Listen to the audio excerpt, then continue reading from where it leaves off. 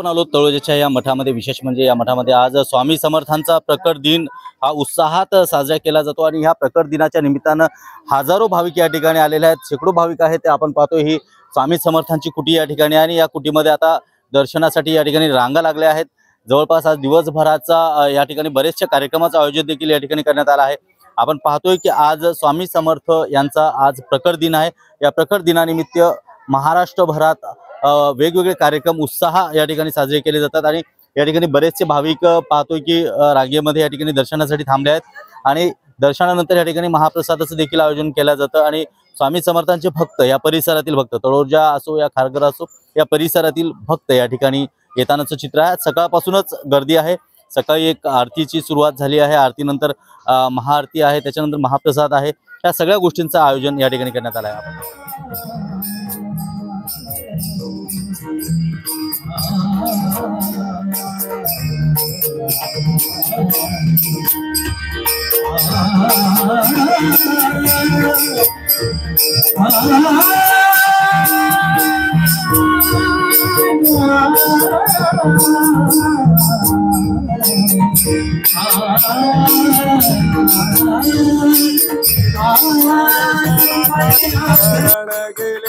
जय देव जय देव जय नावनाथा श्रीमचंद्रनाथा आरती ओवाळी तारली भव चिंता जय देव जय देव। आज विशेष म्हणजे आपण पाहतोय की आज खरं तर स्वामी समर्थांचा आज जो दिवस आहे अतिशय महत्त्वाचा दिवस म्हणजे प्रकट दिन। महाराष्ट्रभरात सगळीकडे हा प्रकट दिन साजरा केला जातो। अक्कलकोटमध्ये देखील विविध प्रकारची रोषणाई त्या ठिकाणी करण्यात आली आहे। भाविकांमध्ये जोश आहे। आज या ठिकाणी देखील बरेचसे भाविक दर्शन घेण्यासाठी सकाळपासून या ठिकाणी रांगा लावतात। आज आपण आलो तळोजाच्या या मठामध्ये। काय विशेष महत्त्व आहे जाणून घेण्यासाठी आपल्यासोबत आहेत करवीर पाटील आपल्यासोबत आहेत। महत्त्वाचा मुद्दा की आज खरं तर स्वामींचा प्रकट दिन आहे आणि प्रकट दिनाचं काय महत्त्व काय आहे? नक्कीच सर्वप्रथम सर्व स्वामी भक्तांना स्वामींच्या प्रकट दिनाच्या हार्दिक शुभेच्छा। आणि आपण इथे येऊन स्वामींचं जी माहिती आहे इतरांपर्यंत पोहोचवण्याचा प्रयत्न करतो त्याबद्दल तुम्हाला हार्दिक तुमचं अभिनंदन करतो। गेले या मी मठाबद्दल बोलेल। आदरणीय योगीराज गुरुवर्य यशवंत महाराज जे आमचे गुरुवर्य आहेत त्यांच्या प्रेरणेने या मठाची झालेली स्थापना आणि स्वामींचं इथे झालेले आगमन आहे। स्वामींच्या प्रकट दिनाबद्दल बोलायचं झालं तर ज्या दिवशी कर्दली वनामध्ये स्वामी ज्या वारुळातून प्रकट झाले आणि प्रकट झाले ते सर्व भक्तांचा उद्धार करण्यासाठी आणि तुम्हामाचा उद्धार करण्यासाठी महाराजांनी आदरणीय योगीराज यशवंत महाराज तिथे स्थापना केलेली आहे।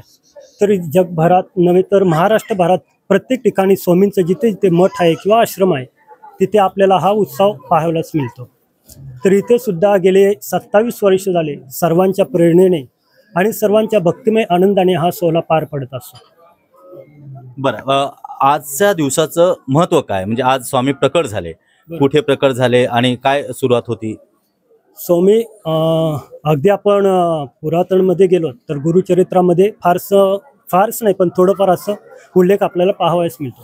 जेव्हा नरसिंह सरस्वती गाणगापूरमध्ये अमरजा संगमावरती गुप्त झाले, जेव्हा ते नदी अमरजा संगमात पार करत असताना गुप्त झाले आणि काही कालांतराने कर्दरी वनामध्ये एक वाटसरू आपण म्हणू शकतो तो जेव्हा लाकूड तोडण्यासाठी गेलेला असता आणि तेव्हा त्या योगायोगाने त्या वारुळावर त्याचा हात पडला आणि त्या वारुळातून एक व्यक्ती असं लावण्यपूर्ण असे प्रकट झाली आणि ते श्री स्वामी समर्थ महाराज म्हणून आणि कर्दरी वनामध्ये ते प्रकट झालेले आहेत।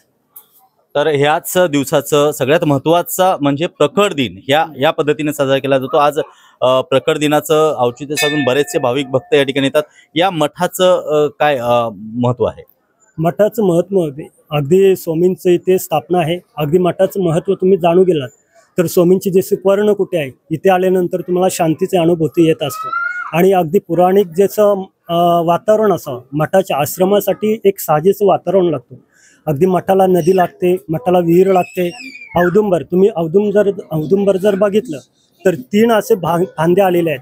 हे त्रिगुणात्मक त्रिमूर्ती दत्त हा जाणा हे दत्त महाराजांचं जे त्रिगुणिक वर्णन केलेलं जातं ते 3 मूर्ती तिथे ब्रह्मा विष्णू महेश असं पाहावयास मिळतं आणि या मठाच्या आश्रम इथे बाबा सुद्धा अगदी पूजनीय आणि वेळेवरती उपलब्ध असे असतात।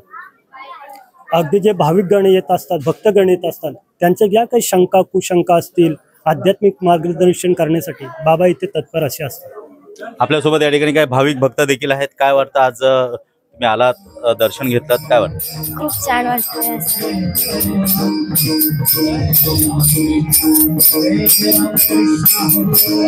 आपण पाहतोय आज स्वामी यांचा प्रकट दिन आहे आणि प्रकट दिनानिमित्त ह्या तळोजातील जे मठ आहे या ठिकाणी भरपूर गर्दी जमली आहे.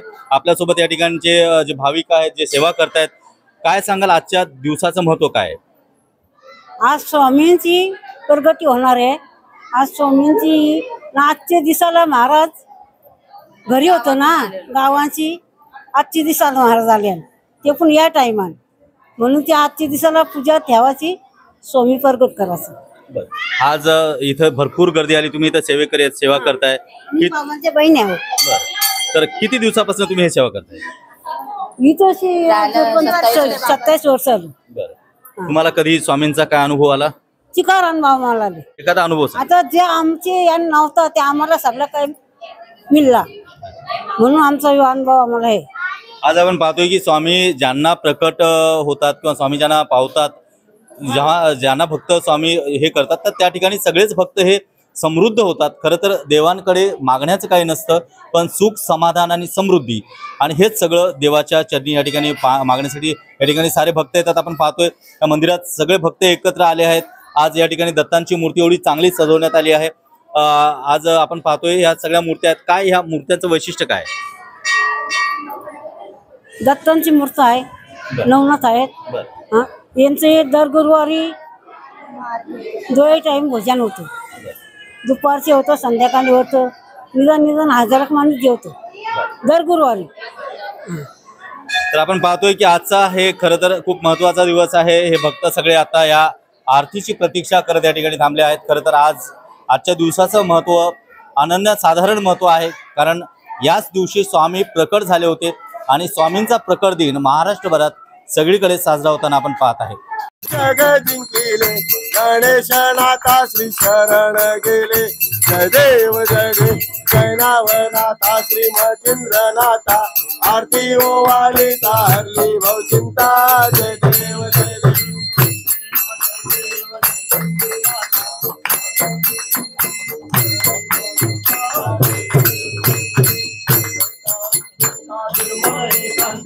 निर्मल दहना गहना स्वामी समर्था.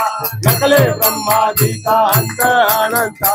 तू आमासुल बाहे कृपावंता. जय देव जय करुणा करा. आरती ओवाळू सत्तू माहेरा. जय देव माहे बिन माहे विश्रांती गाव.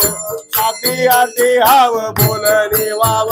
सत्यो प्रसादे सुगम पाव. स्वामी नाम दास फळला भाव.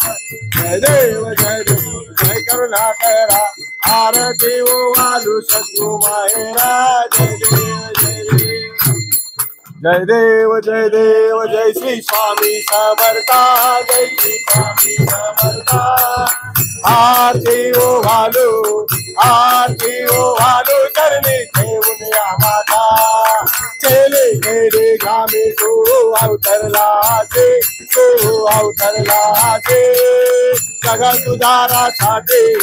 जगत उदारासाठी राया तू फिरती. भक्त वसल करा तू एकोचे. मनोनी शरण आलो तुझ्या चरणाचे. जय देव जय श्री स्वामी समर्था.